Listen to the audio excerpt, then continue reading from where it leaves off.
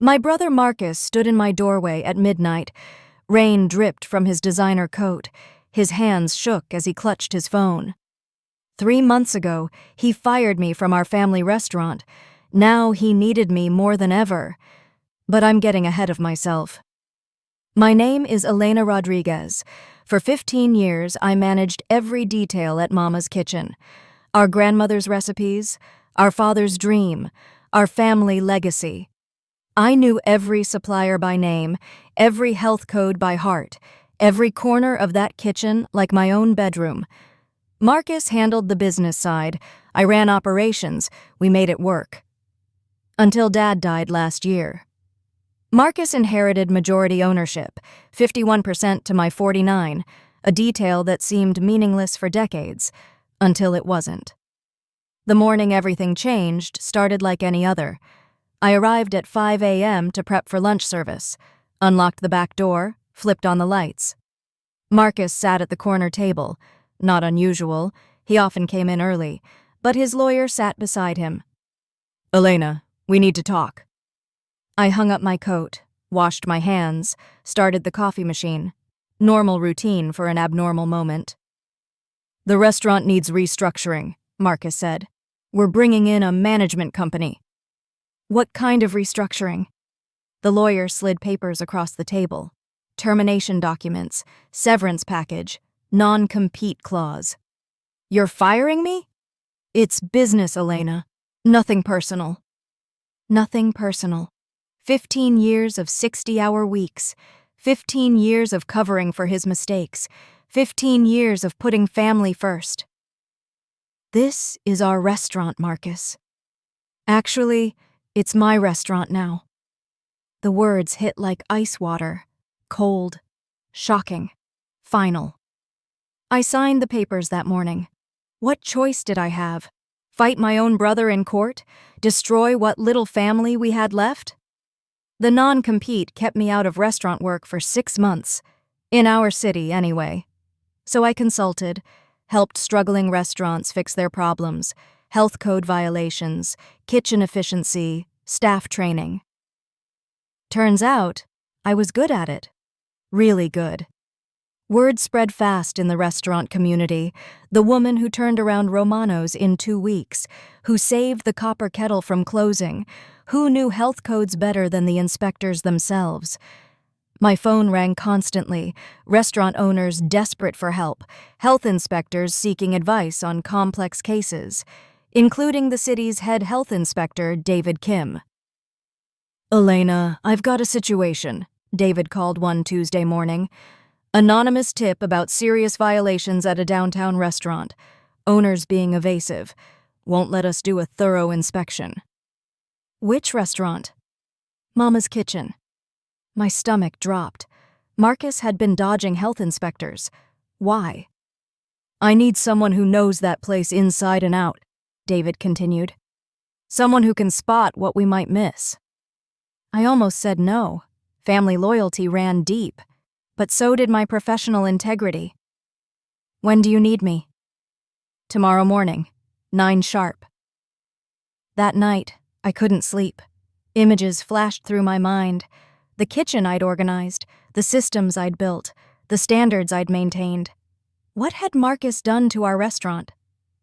I arrived at Mama's Kitchen the next morning. David waited outside with 2 junior inspectors. Marcus wasn't there. The new manager, some kid from the management company, met us at the door. "This is just routine," he stammered. "Everything's perfectly fine." It wasn't. The walk-in cooler ran 10 degrees too warm, raw chicken stored above vegetables, cleaning chemicals mixed with food supplies. But those were minor problems. The real nightmare waited in the prep kitchen. Mold covered the walls behind the steam table, black, thick, spreading. The ventilation system hadn't been cleaned in months. Grease dripped from filters onto food prep surfaces. "How long has it been like this?" David asked. The manager shrugged. "I just started last month." I knew better. This level of neglect took months to develop, maybe longer. We documented everything, took photos, collected samples. The health department would shut them down within 24 hours. Elena, David said as we finished. I need to ask you something confidential. We stepped outside, away from the restaurant, away from the manager. That anonymous tip? It came with specific details. Someone who knew exactly where to look. Someone with inside knowledge. My heart raced. What are you saying? The tipster mentioned your brother by name, said he cut corners after you left, said he'd rather see the place closed than see people get sick. You think I called in the tip? Did you? I hadn't, but I knew who did. David, I need to make a phone call. I walked to my car, dialed a number I knew by heart. Rose's Kitchen, this is Isabella. Isabella had worked at Mama's Kitchen for 8 years, until Marcus fired half the staff last month, cost-cutting measures, he called them. Isabella, it's Elena. Oh, honey, I heard about the inspection today. About time someone called it in. That someone was you? Silence. Then, I couldn't watch anymore, Elena. That place you built? It's gone. He's destroying everything. Isabella told me the whole story. How Marcus fired experienced staff, hired inexperienced kids for half the wages, how he ignored maintenance, skipped deep cleaning, bought cheaper ingredients from questionable suppliers. He said customers wouldn't notice the difference, Isabella whispered. Said your standards were too expensive. My phone buzzed. Text message from Marcus. Emergency meeting. Tonight, 8 p.m. Come alone. I drove home in silence. 15 years of my life reduced to health code violations and mold-covered walls. But something else burned inside me. Not anger, not sadness. Determination. That evening, I arrived at Mama's Kitchen. The dining room sat empty, chairs stacked on tables, lights dimmed. Marcus waited in the kitchen. He looked terrible, unshaven, exhausted, defeated. They're shutting us down, Elena. I know. The health department wants a complete renovation, new equipment, staff retraining, everything. I said nothing. Insurance won't cover it. They're calling it negligent maintenance. The management company is walking away. Still nothing. I need your help. There it was. The words he'd never said before. The admission he'd never make under normal circumstances. You fired me, Marcus. I made a mistake. You destroyed 15 years of work in 6 months. I know. He pulled out a folder. Financial statements, bank records, loan documents. I'm broke, Elena. The restaurant's broke. I mortgaged everything to pay for the management company. If we can't reopen, I lose the building too. I studied the numbers. Worse than I'd imagined. Much worse. Why should I help you? Because it's still our family's restaurant. Because Mama and Papa would want us to save it. Because despite everything, we're still family. Family. The word that had kept me silent when he fired me. The word that had stopped me from fighting back. The word that now gave me power. I'll help you under one condition. Hope flickered in his eyes. Full partnership, 50-50 ownership, equal decision-making power, and I run operations completely, no interference. Elena, I can't just give up control. Then enjoy bankruptcy. I stood to leave. Wait, I turned back. What guarantee do I have that you won't just take over and push me out? The same guarantee I had when you fired me. None. He stared at the financial statements, at the health department violations, at the ruins of our family legacy. Okay, equal partners. Put it in writing. Now? Right now. Call your lawyer. 2 hours later, we signed new partnership papers. Equal ownership, equal control. Elena Rodriguez, co-owner and operations manager of Mama's Kitchen. The real work started the next morning. I called every contact I'd made during my consulting months. Restaurant supply companies, equipment dealers, cleaning services, construction crews. I need favors, I told each one. Big favors. And I need them fast. The restaurant industry takes care of its own, especially when someone's helped you before. Within a week, we had a plan. Deep cleaning crew working around the clock, new equipment arriving daily, experienced staff returning from other restaurants. Isabella came back first, then Carlos, our head cook, then Maria, our best server. "We missed this place," Isabella said as she scrubbed prep tables. "We missed working for someone who cared about doing things right." Marcus watched from the sidelines, wrote checks, signed contracts, stayed out of the kitchen. Smart man. 3 weeks later, David Kim returned for the re-inspection. I walked him through every corner, every system, every procedure. "Impressive," he said, checking his clipboard. "This is restaurant management at its finest." "Thank you. One question, though. The anonymous tipster who started all this, any idea who it was?" I smiled. "Someone who cared more about people's health than protecting a family secret." "Good for them." We passed the inspection. Perfect score. Mama's Kitchen reopened 2 days later. The first customer through the door was Mrs. Patterson. She'd eaten lunch with us every Tuesday for 12 years. "Elena, I heard you were back. Is the food going to taste right again?" "Better than ever, Mrs. Patterson." She ordered her usual, chicken enchiladas with extra salsa, black beans, Spanish rice. I watched from the kitchen as she took her first bite, saw her face light up, saw her nod with satisfaction.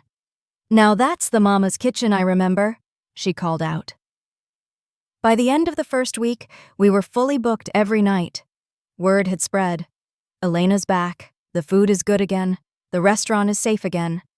Marcus handled the front of house, greeted customers, managed reservations, counted money. I ran the kitchen, maintained standards, trained staff, protected our reputation, equal partners, different strengths, shared responsibility. 1 month after reopening, Marcus found me in the office after closing. "Elena, I owe you an apology." "You owe me several apologies." "You're right. I was wrong to fire you. I was wrong to ignore your systems. I was wrong to think I could run this place without you." I looked up from the inventory sheets. "Why did you do it?" "Fear, I guess. After Dad died, I felt like I had to prove I could handle everything alone, that I was worthy of inheriting his dream. His dream was for both of us to carry it forward. I know that now. Good, because I'm not going anywhere this time. I'm counting on it." 6 months later, Mama's Kitchen won the city's Restaurant Excellence Award, Best Food Safety Practices, Best Customer Service, Best Community Impact. I accepted the award on behalf of our entire team. Marcus stood beside me, applauding. "This restaurant succeeds because of one simple principle," I told the crowd. "Family isn't about who owns what, it's about who shows up when things get tough." After the ceremony, a young woman approached me, restaurant management student from the local college. "Ms. Rodriguez, I'm writing my thesis on restaurant turnarounds.